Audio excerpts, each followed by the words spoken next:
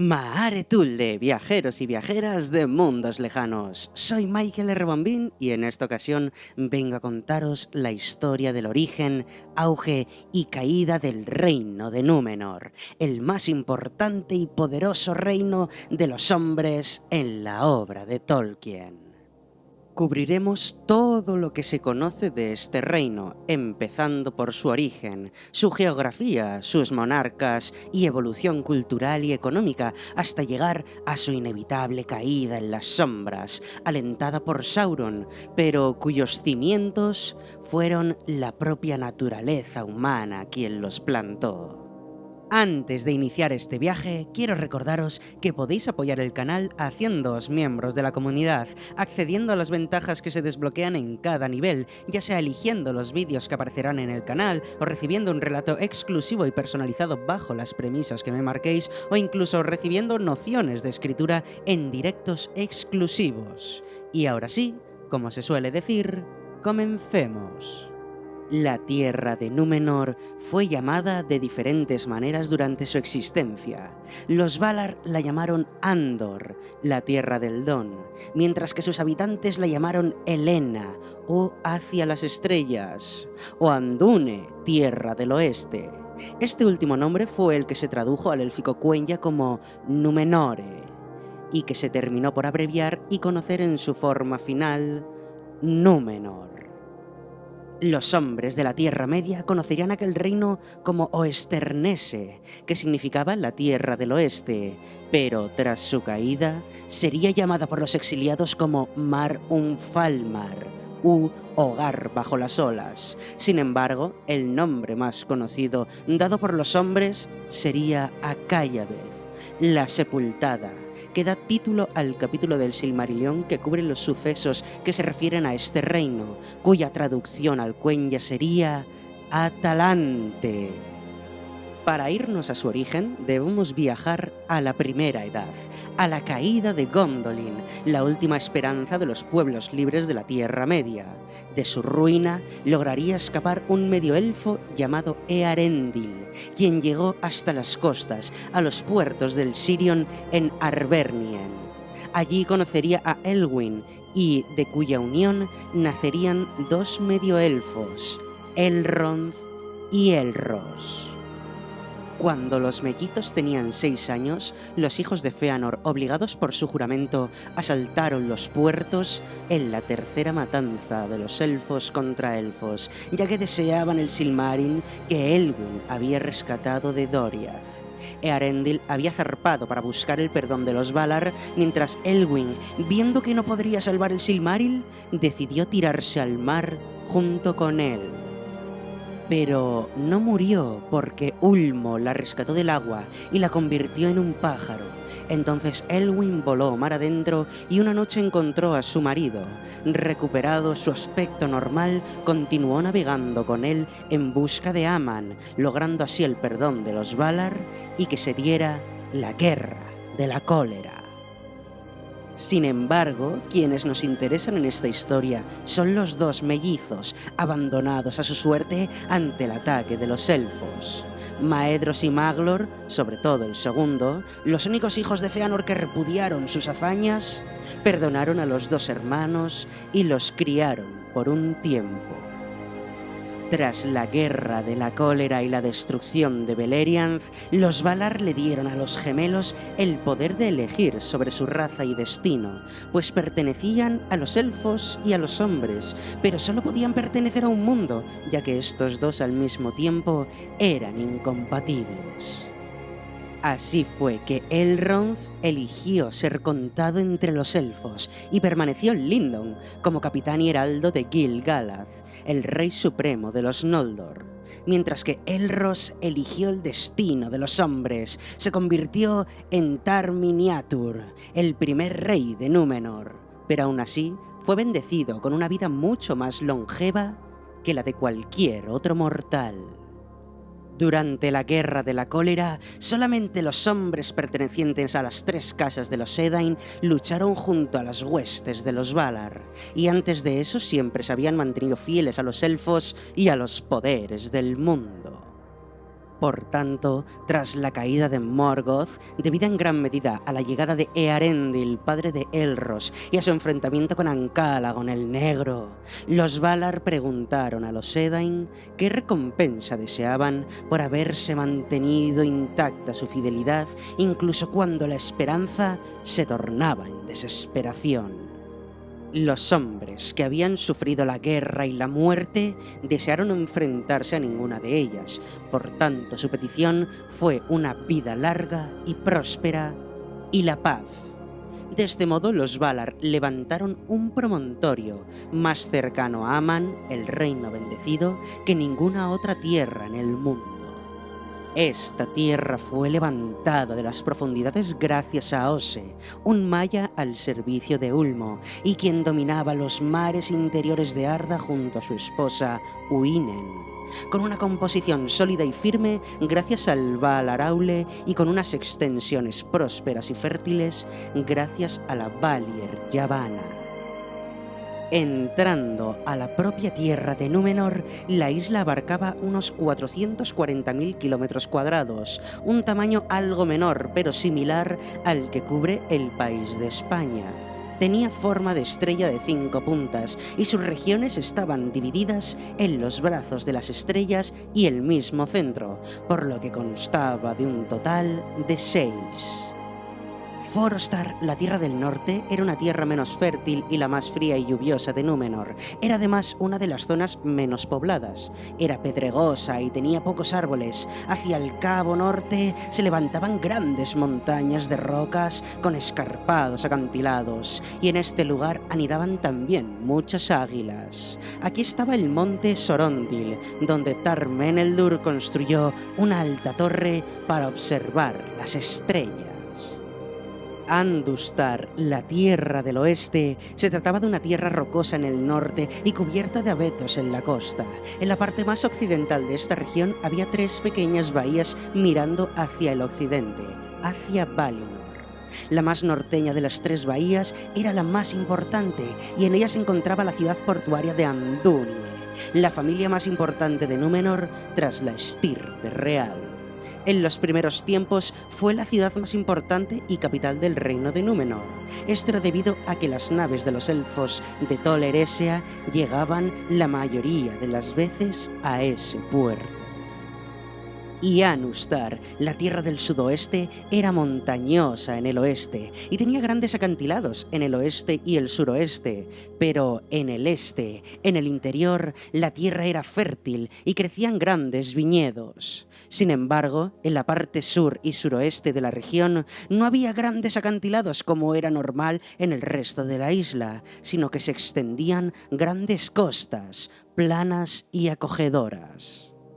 Y Arrostar, la tierra del sudeste, se trataba de un lugar plagado de bosques de muchas clases distintas, pero una destacaba sobre el resto, el árbol laurinque, cuyas flores eran muy apreciadas por los númenorianos. La madera de estos árboles era perfecta para la construcción de barcos, pero su tala excesiva llevó a los reyes a tomar medidas implementando leyes de reforestación. La última de las puntas de la estrella era Orrostar, la tierra del este, la más fértil de todas las regiones de Númenor, bendecida en ese sentido por Yavanna. Permitía que en el interior se cultivara muchísimo grano y por tanto la que fue usada como la originadora del gran sustento que necesitaba la isla. Por último, en el centro nos encontramos con Mitalmar, las tierras interiores. En ella se hallaba la montaña Meneltarma, la más alta y que se encontraba en el centro de la isla, cuya cima estaba consagrada a Eru Ilúvatar, siendo el único espacio dedicado al culto o a la religión en toda la isla. En la falda de la montaña, al este de la misma, nos encontramos con Arandor, las tierras del rey, lugar en el que tras pasar un tiempo se construyó Arménelos, la que tras Andunie pasó a ser la capital del reino, donde residía el rey. Por último, cerca de la ciudad, aún más al este, se levantó el puerto de Rómena, más pequeño que el de Andunie, pero sin embargo que alcanzaría una mayor importancia con el paso del tiempo, ya que miraba al este. Ahora sí, podemos comenzar con la historia de Númenor. En el libro de la naturaleza de la Tierra Media se nos indica que no todos los Edain llegaron a Númenor a la vez, sino que hubo varias oleadas migratorias. La primera, liderada por Elros, el que sería el primero de los monarcas de Númenor, siguiendo la estrella de Earendil, su padre, llegaría sobre el año 32 de la Segunda Edad. Con él llegaron entre 5.000 y 10.000 hombres, pero con la ayuda de los barcos de los elfos Teleri, de Tol Eressëa y de los propios númenorianos, llegaron a arribar a la isla un número aproximado de 250.000 personas. Sin embargo, tras los primeros 1000 años no superaban la cifra de 2 millones de personas, mientras que tras su hundimiento se dice que había un total de 15 millones de ciudadanos. Respecto a los propios habitantes y a su cultura, los númenorianos llegarían a ser conocidos como los hombres más poderosos tanto por su nobleza así como por su estatura física, que se cree que se mantenía alrededor de los 2 metros de altura, si no mayor. Durante sus primeros siglos desarrollaron una estrecha amistad con los Eldar de Tol Eressëa, que trajeron muchos regalos a la isla, dando a los númenorianos pájaros, plantas, conocimientos, habilidades y más notablemente el árbol blanco de Nimloth, el ancestro del árbol blanco de Minas Tirith que fue plantado en Arménelos, la capital del reino. Este provenía de su primer ancestro, Galathilion, el árbol blanco de luna que Yavanna entregó a los Eldar de Aman como regalo, ya que Melkor y Ungoliant habían destruido los 2 árboles de Valinor, como podéis ver en este vídeo. Este era idéntico al árbol Telperion, aunque Galathilion no emitía luz propia. Gracias a esta relación entre los elfos y los númenorianos, Númenor se hizo próspera y sobre todo rica en conocimientos. Por ese motivo, en la isla se hablaban 3 lenguas de forma oficial. El Quenya, el conocido como Alto Élfico, una lengua de prestigio, solo hablada por unos pocos eruditos y conocida por las familias más nobles. Era la lengua que se usaba para escribir los registros pensados para ser preservados.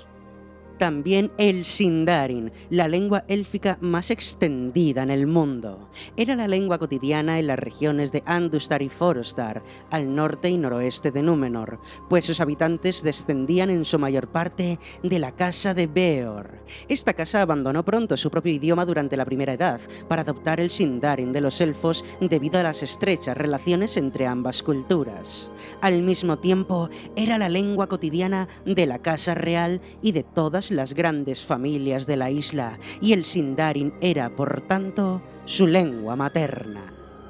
Y por último, pero no menos importante, tenemos el adunaico, la lengua cotidiana en las 4 regiones restantes de la isla. Sin embargo, las élites de estas regiones hablaban el Sindarin casi de forma exclusiva, aunque es probable que también conocieran el adunaico. Se trataba de una mezcla de los idiomas hablados por los Edain de las 2 casas restantes, la de Ador y la de Halet. Así pues, Númenor era un vergel de vida y prosperidad en el que sus deseos se habían cumplido, pues vivían en paz y sus vidas eran más longevas, dado que los númenorianos comunes podían triplicar la vida de un hombre normal. Sin embargo, a Elros, el primero de los reyes, que llevó consigo el anillo de Barahir, el hacha de Tuor, el arco de Bregor y la espada de Thingol Aranruth como reliquias familiares, se le obsequió con una vida aún más perdurable. Esto se debió a que Elros era el nieto de Tuor y por tanto el heredero de las 3 casas de los Edain, estando también emparentado con los elfos, al descender de la mismísima Lúthien, quien a su vez descendía de Melian, quien antes de mudar por completo a su cuerpo élfico, fue una Maya, una Ainur, por lo que Elros descendía de hombres, elfos y de alguna manera de Ainur. Elros fue el hombre que más vivió de toda la historia, viviendo justamente 500 años de edad. Fue en gran parte gracias a su reinado que los Númenóreanos sintieron que prosperaban tanto y que los elfos de Tol Eressëa traían regalos que alentaban a los corazones de sus habitantes. Siendo como eran descendiente de Elros, los miembros de la familia real fueron siempre mucho más longevos que cualquier otra familia.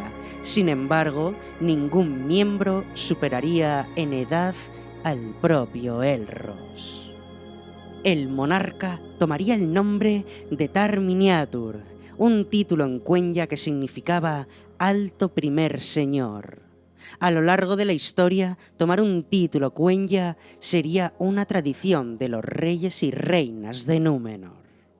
Durante el primer siglo, los Númenóreanos se convertirían en excelentes constructores de barcos y marineros, pues la mar fue siempre el primero de sus amores y la mayor de sus metas. La única restricción en su navegación fue la prohibición de los Valar, quienes decretaron que no deberían navegar hacia el oeste, al menos no tan lejos como para ver sus costas. Esto lo hicieron los Valar con la idea de que los Edain no se enamoraran de Valinor, la tierra donde todo perduraba, y de la inmortalidad de sus habitantes. A los Númenóreanos en un principio no les importó aquella condición, pues se sentían felices y realizados con los nuevos dones y una tierra en la que estar en paz. No obstante, aquello les recordaba las tierras del este y se compadecieron por quienes debían vivir en las conocidas como tierras abandonadas. Por tanto, y debido a la prohibición, eligieron explorar el mundo hacia el este, llegando a las costas de la Tierra Media sobre el año 600. Navegaron al reino de Lindon y establecieron una estrecha amistad con el gran rey Gil-galad y los elfos de su reino. Los Númenóreanos también llegaron a encontrarse con los hombres de la Tierra Media, que habían vivido durante mucho tiempo bajo una sombra. Descubrieron que si bien sus idiomas eran diferentes, compartían un origen común y tenían muchas palabras con las que llegaron a comunicarse sin problemas. A partir de conversaciones sencillas, se hicieron amigos y los Númenóreanos enseñaron a sus nuevos aliados cosas como la agricultura, la talla de la piedra o el trabajo del hierro. Los hombres de la Tierra Media llegaron a reverenciar a estos altos reyes marinos, incluso llegando a pensar en ellos como dioses provenientes de otro mundo. Con todo, el cuarto rey de Númenor, Tar Elendil, tuvo 3 hijos, pero su primogénita fue mujer, llamada Silmarien, y debido a las leyes de sucesión, una mujer no podía heredar el trono. Por tanto, ella se desposó con Elatán de Andúnien, y su hijo Valandil sería el primero de los señores de Andúnien. Los descendientes de Valandil, llamados señores de Andúnien, fueron la segunda familia más importante del reino, tan solo por detrás de la rama familiar que había heredado el trono. En ese sentido, llegamos hasta el 6º rey, Tar Aldarion, el sobrino de Silmarien, quien solo tuvo una hija, Tar Ancálime, y este modificó las leyes hereditarias para que su hija pudiera recibir el bastón de mando, proclamando que el mayor de sus vástagos, sin importar el sexo, heredaría el trono. Pero Tar Aldarion no solo cambió aquella ley, sino que fue uno de los reyes más interesantes y fructíferos de Númenor. Se le reconoció por su amor y cuidado de la naturaleza y por sus viajes navales. Al llegar a la Tierra Media, conoció a Círdan, el señor de los puertos grises, y bajo su tutela aprendió el arte de la carpintería aplicada en los barcos. También estuvo una larga estadía en Lindon, el reino élfico donde conoció y entabló una estrecha amistad con el rey supremo de los Noldor, Gil-galad, y es de suponer que con su antepasado directo, Elrond. En el año 750 fundó el Gremio de los Aventureros, un grupo de marineros que acompañaría en sus viajes a la Tierra Media y participó en la construcción de barcos cada vez más grandes. Pues gracias a todo ello y a los conocimientos recibidos por Círdan, trajo a Númenor una revolución en la industria naval, por lo que pudieron navegar a mayor distancia y con menor riesgo. Sin embargo, estos constantes viajes, que provocaban una ausencia prácticamente permanente, generaron poco a poco un deterioro en la relación con su esposa, por lo que ésta terminó en separación. Es debido a esto que podemos intuir que fue también quien llevó a Númenor la idea, o al menos la ley, del divorcio dentro de la isla. Antes de continuar, tenemos que retroceder un momento al padre de Aldarion, Tar-Meneldur, quien en el año 882 recibió una advertencia y una petición de ayuda futura de Gil-galad. El rey elfo le advertía sobre una nueva sombra que se levantaba en el este, un oscuro sirviente de Morgoth. En respuesta, Tar-Meneldur le dio el cetro a su hijo, convirtiendo a Tar Aldarion en el sexto rey de Númenor, ya que su experiencia en la Tierra Media sería necesaria para lo que estaba por venir. Por tanto, ese fue uno de los motivos por los que los númenorianos comenzaron a preparar fuerzas y suministros en caso de una guerra no cercana, pero sí latente. Varios monarcas sucedieron a Aldarion. En un tiempo traeré un vídeo con todos los monarcas de Númenor, con su vida contada al detalle. Y los siglos fueron pasando. Los númenorianos, que en el inicio de su andadura daban las gracias por los dones de la paz y la prosperidad que les habían sido otorgados, ahora miraban con cada vez más frecuencia al oeste. El deseo de la inmortalidad que sus compañeros Eldar de la Tierra Media procesaban, así como aquellos que estaban en Valinor, junto al hecho de no poder siquiera acercarse a las tierras bendecidas, donde todo prevalecía impoluto, creaban zozobra en el corazón de muchos de ellos. Por tanto, cuanto más crecían en poder, mayor era el deseo de la inmortalidad, el último de los pasos para estar a la altura de los elfos. Y por aquellos tiempos comenzaron a murmurar, esgrimiendo palabras oscuras contra la muerte natural, y sobre ellos se tornó una sombra en forma de duda, pues siendo Aman las tierras imperecederas, creían que si lograban llegar a ellas, dejarían atrás la mortalidad. Manwë, que todo lo veía desde sus estancias, se enteró de aquello y les envió mensajeros advirtiendo que por mucho que llegaran a Aman, ellos no serían inmortales, pues no era la tierra quien bendecía a quienes la moraban, sino al revés.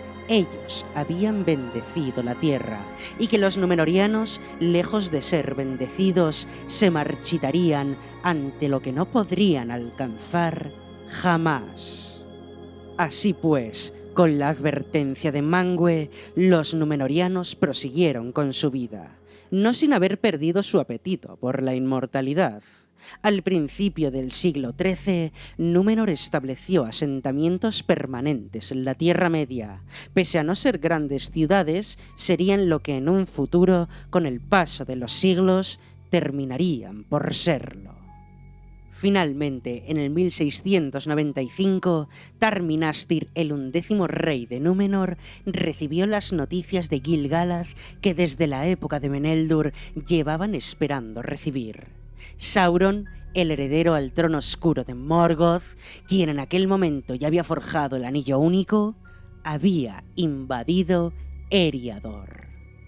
Había llegado el momento de la ayuda de Númenor, y aunque Tar-Minastir envidiaba a los elfos, les tenía en alta estima. Mientras Sauron continuaba su marcha devastadora a través de Eriador, los Númenóreanos finalmente llegaron a las costas de la Tierra Media con una fuerza tremenda en el año 1700. Su flota cambió el rumbo de la guerra y Sauron fue derrotado de manera decisiva en el año 1701, volviéndose obligado a retirarse a Mordor, jurando venganza contra Númenor. Se dice que fue durante el reino de Tar Minastir cuando la sombra sobre el reino y las gentes de Númenor se hizo presente, pero no sería hasta la llegada de su hijo, Tar-Ciriatán, que se hizo evidente, pues se le considera el primero de los monarcas malvados de Númenor. Tar-Ciriatán obligó a su padre a ceder el cetro antes de que él le creyera preparado, y se dice que este fue el acto que cambió de forma irreversible el hado de Númenor. Asimismo, hacia el año 1800, sus súbditos comenzaron a establecer dominios en las costas de la Tierra Media, y su concepción con respecto a los hombres de aquellas tierras cambió, pues en lugar de ser maestros y amigos, buscaron colocarse por encima de estos hombres, haciéndolos súbditos y requiriendo tributo. El reinado de Tar-Atanamir, su sucesor y el 13º rey, marcó un cambio de tendencia en Númenor. Durante este tiempo, aquellos que siguieron al rey hablaron abiertamente contra los Valar y los Eldar, aunque todavía honraban la prohibición de los Valar por temor a su ira. Y el rey se jactaba de sus actos, diciendo que la vida de los elfos le pertenecía por derecho y su pueblo le seguía por temor a ser castigados.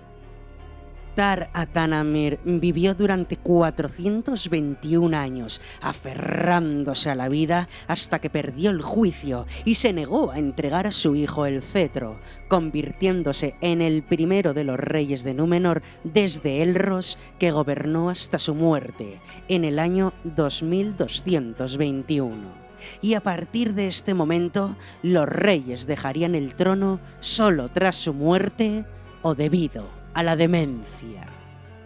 Le sucedería Tar-Ancalimon, el 14º rey de Númenor, y durante su reinado se produjo la división del pueblo númenoriano entre los llamados hombres del rey, orgullosos que deseaban la inmortalidad y se apartaron de los elfos y los Valar, que eran la mayor parte, y los llamados fieles o Elendili, que mantuvieron la amistad con los elfos y el respeto a los Valar.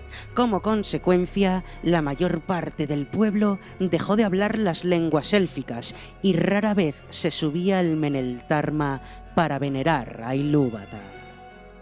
El esplendor de Númenor descendió, y pese que aún no osaban transgredir la norma de los Valar, cada vez el temor sobre la muerte iba en aumento, y comenzaron a construir casas para los muertos, y los llamados sabios intentaban descubrir el misterio de la recuperación de la vida, o al menos un remedio que la alargase.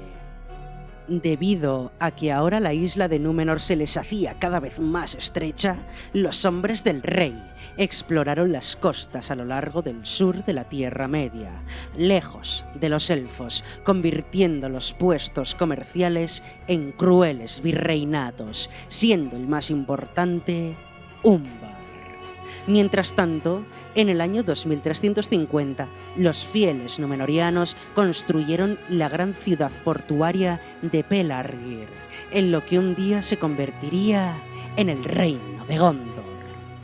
Desde Pelargir, los fieles mantuvieron buenos tratos con los elfos del norte, mientras que desde Umbar hacia el sur, los hombres del rey se volvieron crueles amos de aquellos que caían bajo su control.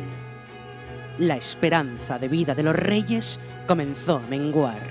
La sombra se hizo cada vez más densa y evidente, y el 19º rey ascendió al trono con el nombre de Tar-Adúnacor, señor del occidente, nombre que a los fieles no les gustó, debido a que era el título de Manwë.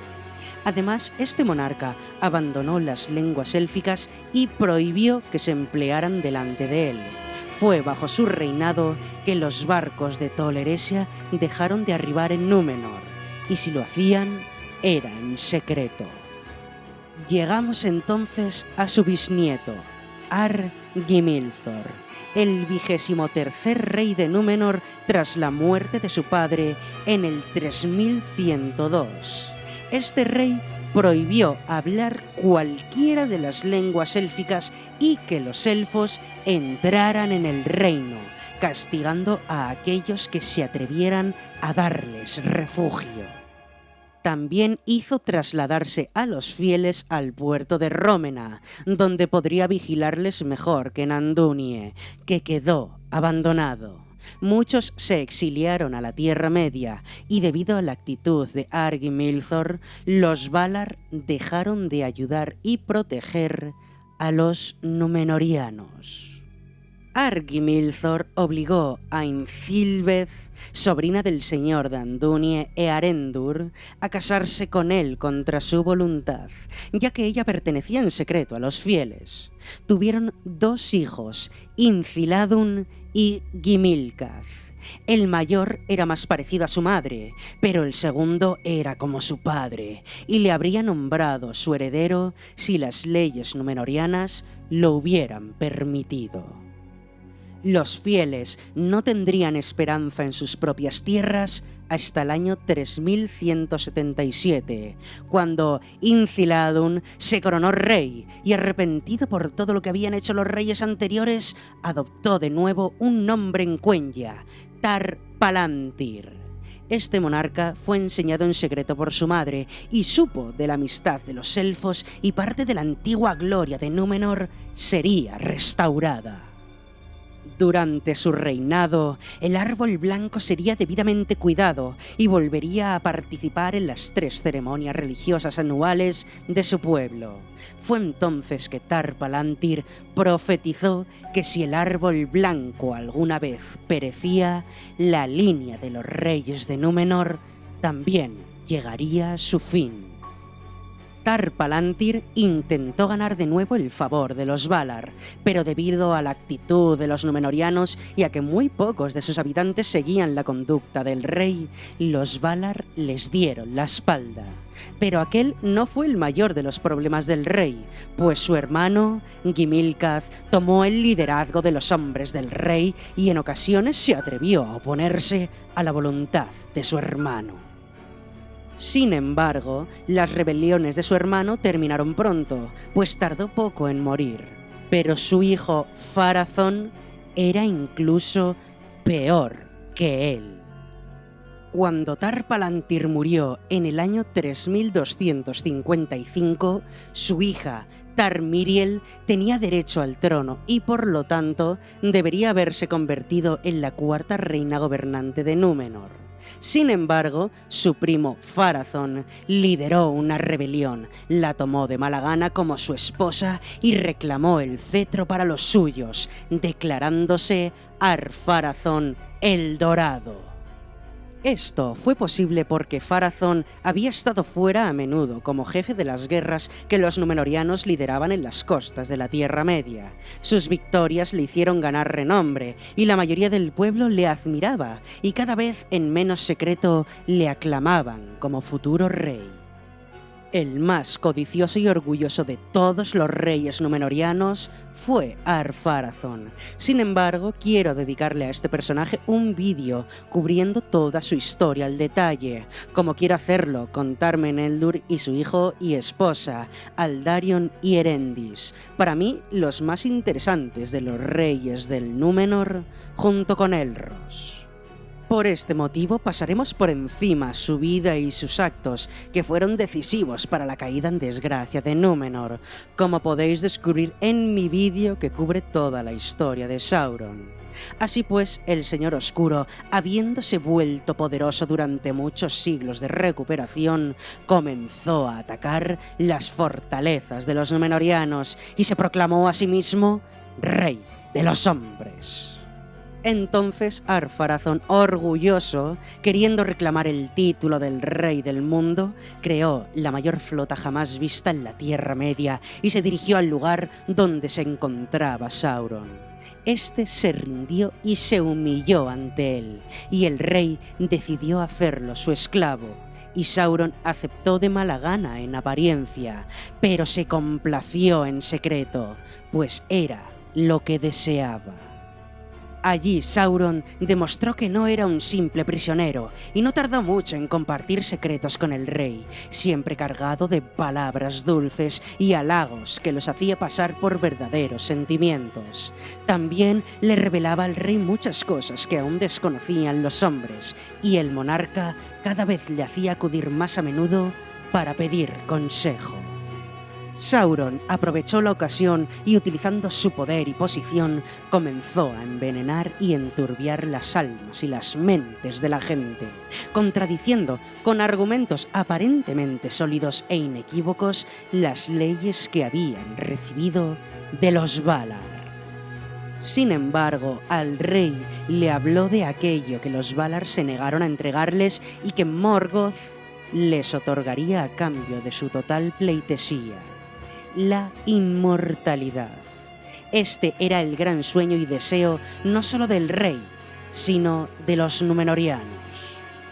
Entonces el rey comenzó a adorar a Morgoth, en secreto al principio, pero en público al cabo de poco tiempo. Y aunque a muchos les costó, la mayoría acabaron siendo convencidos por las palabras del rey, las cuales no tenían otra firma que la de Sauron. El Señor Oscuro, entre otras muchas cosas, instó al rey a que cortara el árbol blanco, dado que estaba en el patio del rey y era un homenaje a los elfos y a los Valar. Pero Ar-Pharazôn recordaba la profecía de Tar-Palantir y se negó, pues creía que su propia fortuna estaba ligada a la del árbol. Amandil, el único consejero que no halagaba a un Sauron cada vez más poderoso, terminó por ser destituido del consejo. Pero ni Sauron ni el rey se atrevieron a hacer nada contra él, pues el entonces señor de Andúnie había sido un capitán tan poderoso que decidieron no enfrentarse a él. Amandil se enteró de lo que Sauron había propuesto al rey respecto al árbol blanco y temió por su integridad, y lo habló con su hijo Elendil y sus nietos Isildur y Anarion. De entre todos, Isildur no dijo nada, pero esa misma noche se coló en Arménelos y en el mismo patio del rey, robando uno de sus frutos. Los guardias le descubrieron, hiriéndole en su huida, pero gracias a su disfraz nunca se supo quién había sido. El joven llegó hasta Rómena y entregó el fruto a Amandil y se desplomó. E Isildur solo se levantó, recuperando sus fuerzas, cuando durante aquella primavera el árbol nacido de aquel fruto dio su primera hoja. Volviendo con Sauron, bajo su tutela se habían instaurado ritos oscuros en los que los habitantes de Númenor pretendían alcanzar la inmortalidad tras ganar el afecto de Morgoth, algo que no sucedía, sino más bien al contrario. Y fue en el lugar donde estaba el árbol blanco donde se construyó el templo a Morgoth, y en el que se quemó no solo al árbol, sino a muchos de los fieles en forma de ofrenda. Gracias al Señor Oscuro y a sus consejos, multiplicaron sus posesiones y su riqueza, realizaron nuevos avances tecnológicos, expandieron sus conocimientos en todas las artes de construcción y forja, inventando máquinas de todo tipo y construyendo navíos cada vez de tamaños más colosales. Con todo aquel avance y bajo la adoración a Morgoth, Ar-Pharazôn se convirtió en el gobernante más poderoso que nunca había visto la Tierra Media, o al menos su pueblo, pese a que Sauron era quien movía los hilos del rey títere. Pero con el paso del tiempo, Ar-Pharazôn vio que el pelo se le cubría de canas y que su tiempo llegaba a su fin. pidiéndole consejo a Sauron, pues aún no había logrado la vida eterna que demandaba con cada vez más premura, el Maya hizo el último movimiento de su tenebroso plan. Le habló entonces al rey como si no lo fuera, como si ya su estatus hubiera cambiado, pues nadie podía ya gobernar sobre él, el que era el rey del mundo, y que por tanto no podía dejarse someter por los designios vitales a los que los Valar les habían encadenado. Y viendo cómo el rey se henchía, remató, diciendo que era hora de enfrentarse a quienes realmente les habían negado la vida eterna. Debían atacar a los Valar para tomar Valinor y poder hacerse con la inmortalidad. El rey, viendo que el tiempo se le escurría entre los dedos, creyó las palabras de Sauron y construyó la flota más grande y terrible que nunca se había visto en todo Arda, y se decidió a atacar las costas de Valinor. Cuando Amandin se enteró de aquello, viajó, como hizo Earendil mucho tiempo atrás, hacia Valinor para suplicar clemencia y ayuda a los Valar. Sin embargo, nunca más se supo nada de él ni de los sirvientes que le acompañaron, pues no había solución ante la traición de Númenor. Entonces Elendil tomó el mando de la facción de los fieles y no participaron en la guerra del orgulloso rey, sino que se reunieron junto a sus familias y bienes más preciados, incluyendo el rescatado árbol blanco, y se dispusieron a partir a la Tierra Media. Al fin, Ar-Pharazôn ordenó partir, y su flota era tan inmensa que oscurecía el mar como un bosque de mástiles. Quebrantaron las leyes de los Valar y llegaron a las costas de Valinor. Los Valar les enviaron advertencias en forma de tormentas, pero ellos siguieron adelante, y al llegar, pese a que titubeó por un segundo, el orgullo le pudo y el rey pisó las tierras imperecederas y las reclamó como suyas.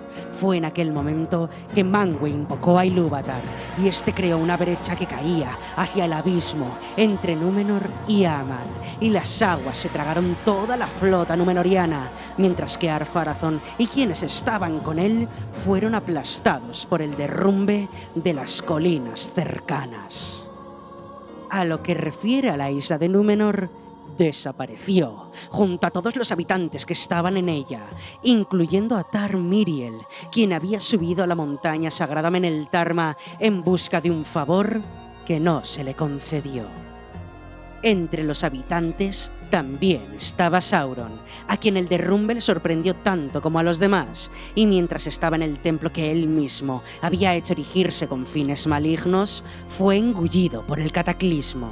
Sin embargo, el Maya no era de carne mortal y regresaría de las sombras para volver a su antigua guarida en Mordor, con su venganza concluida.